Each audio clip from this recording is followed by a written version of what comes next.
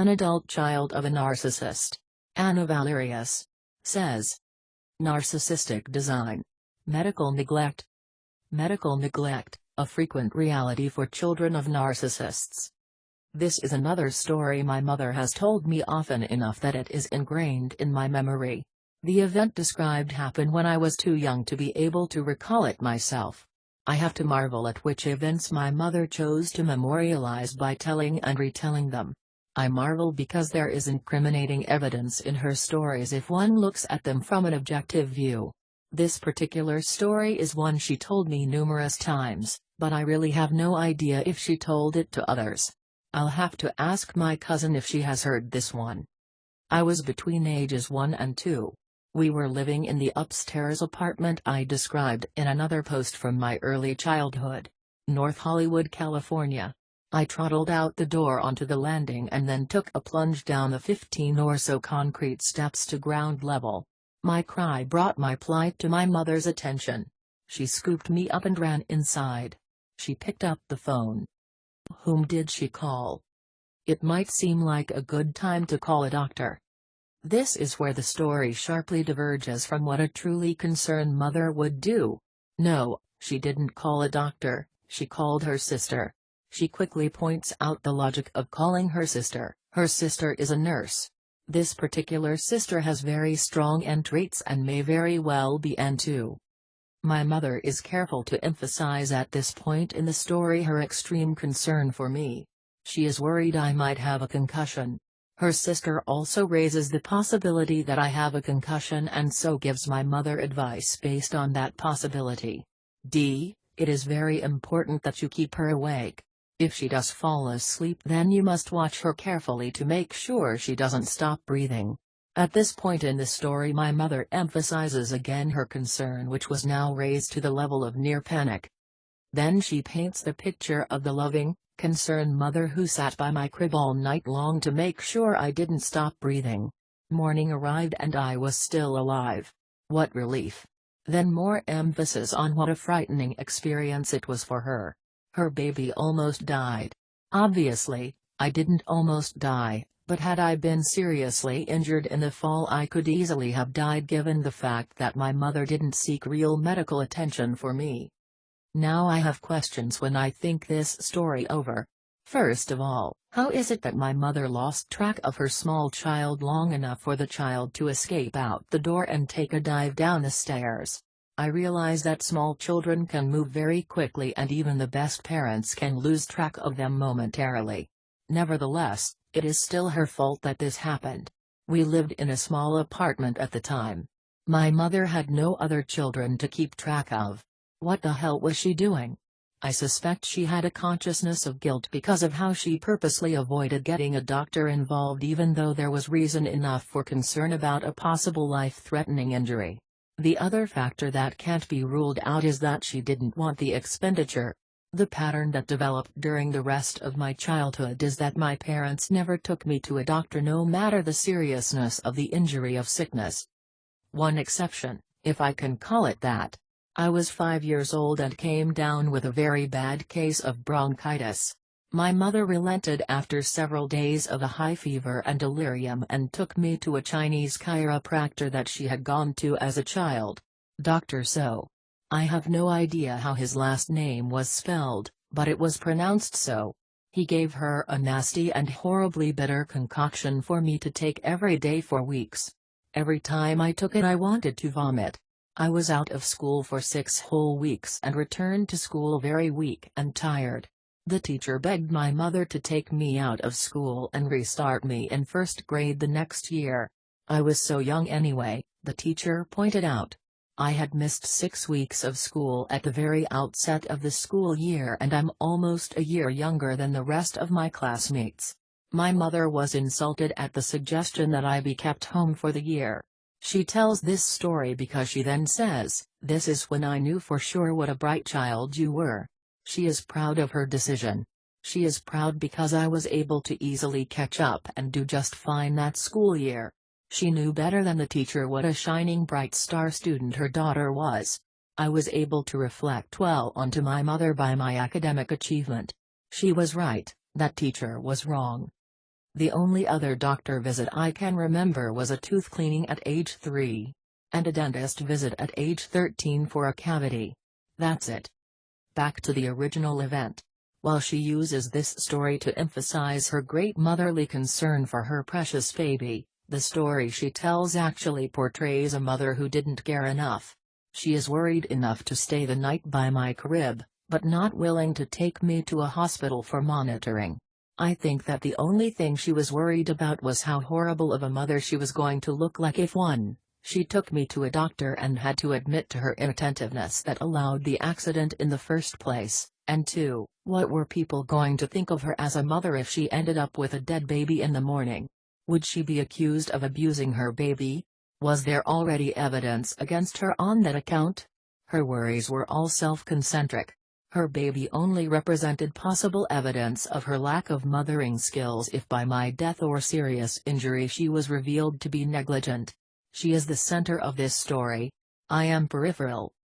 This story of my mother's great motherly concern for her baby is just more evidence of her neglect of me. In typical narcissist fashion, this story is really all about her. Her feelings. Her worry. Her heroism, all-night vigil. Her relief. Oh, and by the way, my father would have come home from work that evening. It is very likely my mother told him of the fall. He could not have failed to notice my mother watching me sleep. I notice he didn't insist that I be taken to a doctor. He was every bit as guilty as she for the neglect of my physical well-being. He is without excuse. I am convinced that if I had been born with a birth defect or been seriously and/or mortally injured that I may not have survived childhood. The medical neglect of my youth was complete and total. Thankfully, I had a strong constitution intended to not court danger with stupid childhood stunts. I have a high tolerance for pain and learn not to complain about pain, sickness or injury. Thanks, Ma. If I revisit this topic again, I'll talk about how it was often treated like a sin to get sick. This was more and more the case the older I became. Your sickness is a sin to the narcissist. Judging by the comments on the last post, there was a lot of resonance on the subject of medical neglect by narcissist parents. The other extreme was brought up there too, that of the narcissist parents seeming to relish a child's illnesses and needs for medical attention because the parent has found a way to capitalize on the attention they can derive from these situations. In both cases, as opposite as they appear on the surface, they are just flip sides to the same coin. It is all about whether or not the narcissist is getting the attention they feel they must have to live. I have taken note that my mother was not unique in her views and behaviors toward sickness. I have heard others describe how sickness was treated like a moral failing by their narcissist parent. My mother fully transitioned into this view about the time I was becoming a teen. Because she would feel inconvenienced if anyone became sick in the household, she started to issue threats. They went like this. It would be a sunny but cool day and I would be heading outside or to school. Where's your coat? I don't need a coat, it's nice outside. I would say. All right, fine. You can choose. She would assume her haughty, stern look, which included her set jaw and raised eyebrows. But if you get sick, I promise you, you will get a spanking. Because she was excellent at follow-through on threats of spankings, this was an effective threat. She pretends that I get to choose whether or not to wear a coat, even while setting up a false choice between two options for me. Wear a coat and stay well and avoid a spanking. Eschew a coat, risk getting sick and punished. As I became a little older, I recognized the choices were false. There was another option my mother didn't care to include, that I could choose to not wear a coat, and most likely I would not get sick. When I became a teen, spankings were no longer threatened. Vague promises of being in trouble were then issued. I was a teenager and still there were times when Mommy dearest thought I should wear a coat. You need to get a coat. No, really, I'm fine. It's nice out. Same stern look. Okay, your choice.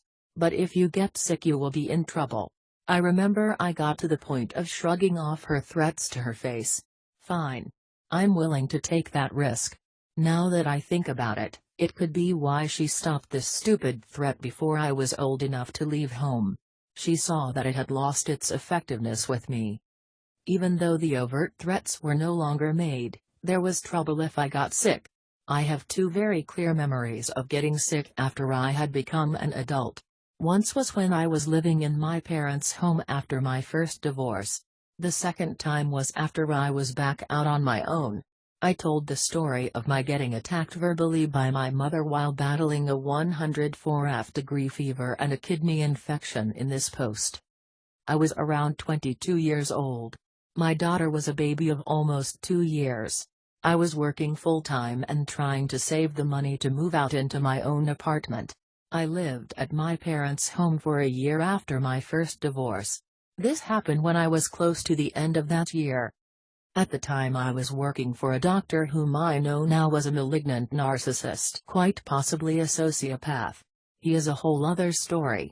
I was gratified to find out about 5 years after I left his employ that the feds caught up with him and he'd been convicted of various crimes which includes fraud and racketeering and lost his license to practice.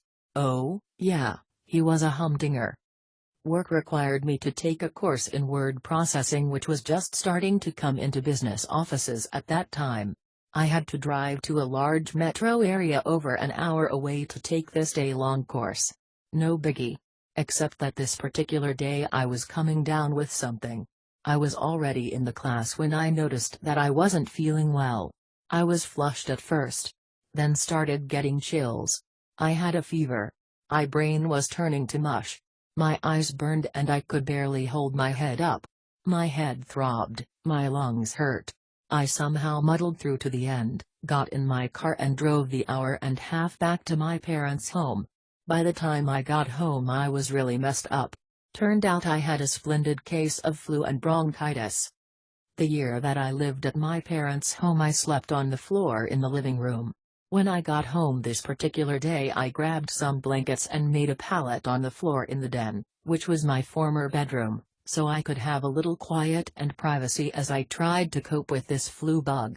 Yes, there was a bed in that room still, but I didn't want to mess it up because I couldn't make it look like my mother wanted it to look when it came time to straighten it. She would get very pissy if things weren't just so. Beds in her home are made for looking at during the day. Once a bed was made there was no sitting on it even. It was easier just to sleep on the floor. It was late afternoon and there was still a lot of noise and activity in the house, which is why I didn't try to sleep in the living room. For this period of time, my mother was babysitting my daughter during the day. No, she didn't do it for free. I paid her the going rate. She was still running daycare out of her home, so it wasn't some huge favor she was doing for me by watching my daughter during the day. It was a business arrangement. I bring this up to stress the reality that I was not using my mother to take care of my child while I worked. She ran a daycare. I was one of her customers. When my daughter's dinner time rolled around, it was time for mother to dish out her extreme displeasure. I was not in the habit of dumping the care of my child onto my mother. When I came home from work I took over all the care and feeding of my child. I wasn't a mooch. I didn't neglect my child because I had a mother around. She was in it for the money. Once I got home from work she was no longer interested in dealing with my child. Which was fine. I was the mother and I expected to care for my child when I was home. If you've read any of my posts on my life you know I was not a slacker and I certainly didn't mooch off my parents. I was living in their home for this year at their invitation. Obviously, my pallet on the floor was evidence of the fact that they wanted the invitation to expire sooner rather than later. I was working as hard as I could to make that happen as quickly as I could. But on this day, I didn't take over the care and feeding of my child. I was collapsed on the floor in a fever. It was a total anomaly for me to expect my mother to help me with my daughter after work. A normal parent would know that something was seriously amiss for my behavior to diverge so sharply from its usual course. My heartless mother was not normal. She burst into the room I was in, stepped over my feet so she could look at my face, and then demanded to know when I was going to take care of my daughter. I looked up at her hard, unyielding face and felt a special kind of desperation. I remember feeling so helpless. Once a fever reaches 103 F, I'm really fed up. I don't know about anyone else, but I can't function when I'm in the throes of the flu. And, as was usual, it was heading straight for my lungs. I couldn't take a deep breath for the pain and burning. The last thing my baby needed was for her mother to breathe her nasty germs at her. "Mommy, I'm so sick. Could you please, this one time, feed in? I promise I won't ask you to again. I just don't think I can get up right now." The look of disgust and anger on her face was total. I felt like a complete loser. I felt inadequate. I felt like I was so very alone. Just remembering it now makes me tear up. It was a moment of quiet desperation and abandonment. Damn me all to hell for inconveniencing her. I was a total failure at that moment. I was a sinner. She huffed angrily out of the room and made sure I knew she was only helping me this one time and that she was doing me a huge favor. "After that, she is your daughter, you take care of her." Yeah. I knew whose daughter she was. I was a responsible mother who did not slack off in her care. But one time, just one time, I needed some extra help and I'm condemned for it. Maybe I should have offered to pay the bitch, since that is the only way she would be motivated to help me with my daughter. A loving grandmother? Never. Not once. I hate her more for how she viewed and treated my child than for how she treated me. Grasping, selfish, horrid, hateful bitch. As my mother's narcissism has fully blossomed over the years, she became more and more hardened in her view of family members' sickness being a moral failing. It is always our fault. She will find some reason to pinpoint as to why we are deservedly sick. Why we brought it on ourselves. Why she is justified in neglecting us, judging us, abusing us for getting sick. Why we deserve not a shred of sympathy or kindness from her. Why her total abandonment of us in our illness is justified and righteous. Some of the reasons she has given as to why other family members have fallen ill are: he eats his food too fast, so he isn't getting proper nutrition from his food. She doesn't get enough sleep. He smokes. She doesn't take vitamins. He doesn't eat right, so when he has a heart attack and dies, I am going to be very angry with him. Then there is injury. There is rarely a time my mother can't find the reason why you deserve to be injured. There are no mishaps or mistakes where you are concerned. No, only your own stupid choices which brought you to this place. In addition to the sin of being ill, it was a sin to pamper the body in other ways. It was a sin to sleep in. It was a sin to rest quietly while trying to deal with a migraine.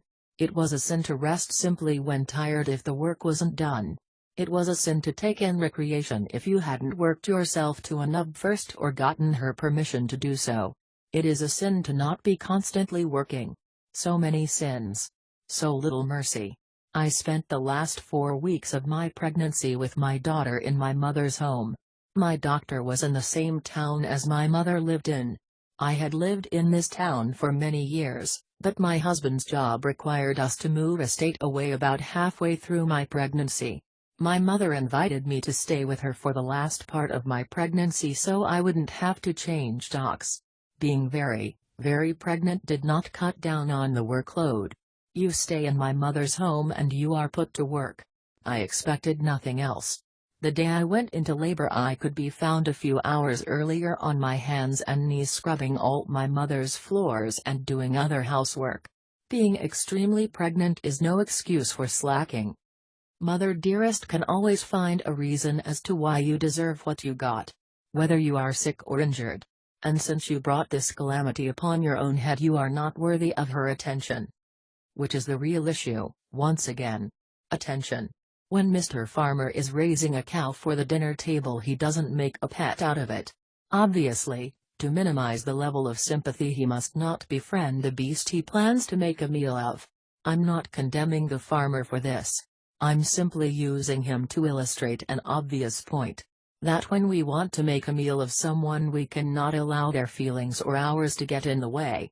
The narcissist must not allow themselves to feel anything for you because it would get in the way of them making a meal out of you. For the medically neglectful narcissist parent, the attention that a sick person should get is a mighty inconvenience to them.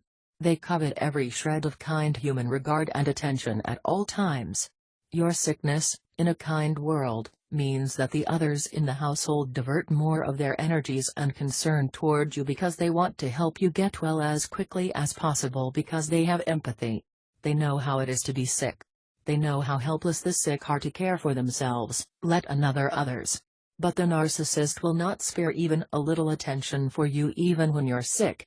So they must find the reason why you deserve your sickness, so they can be exempted from feeling like they should give you some of their precious commodity, attention and kind regard.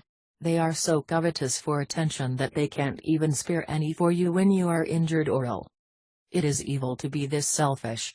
It is evil to be this determinedly shut off from basic humanity. What could possibly be the point of keeping these bloodsuckers in our lives? They take until there is nothing left to take and then revile you for falling short of their demands. They will kick your corpse for daring to die on them. We have limitations because we are finite beings. Life is too short and too precious to keep these predatory animals in our families. They don't deserve to be called family. They eat family for dinner without compunction. The sooner you face this reality, the sooner you can free yourself of this murderously selfish and predatory beast. Your lifeblood is yours, not theirs for the taking. Refusing to continue to feed these xenomorphs is not only smart but righteous. Xenomorph is a reference to the Aliens franchise of movies, which seems like an appropriate metaphor for destructively parasitic life forms that malignant narcissists are. Go, Ellen Ripley. Update: I was remembering one of my favorite lines of Ripley in Aliens. Ripley is protecting the small girl, Newt, from the huge egg-laying queen alien xenomorph. She's outfitted herself with a weapon, forklift power loader, and says, "Get away from her, you bitch." Oh, yeah. I love the way she spits that line out with such determination and righteous rage. That line sums up my attitude toward my mother. I stand between her and my precious family members. My weapon, truth. Have I mentioned that I love these movies? Ripley is my gal.